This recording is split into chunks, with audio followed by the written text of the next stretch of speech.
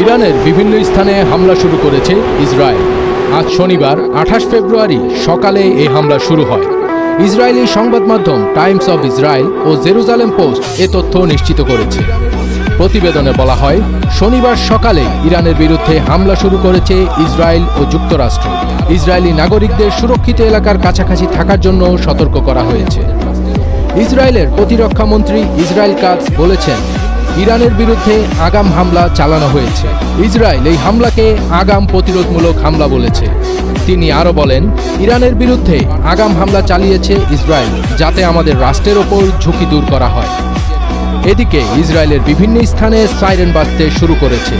Israeli প্রতিরক্ষা বাহিনী সাধারণ মানুষকে বোমা আশ্রয়কেন্দ্রের কাছাকাছি থাকার জন্য সতর্ক করেছেন। বার্তায় আরও বলা হয়েছে, নিরাপত্তা পরিস্থিতির কারণে সাধারণ মানুষ যেন নিজের নিকটবর্তী সুরক্ষিত আশ্রয়কেন্দ্র সম্পর্কে সচেতন থাকে এবং অপ্রয়োজনীয় ভ্রমণ এড়িয়ে চলে।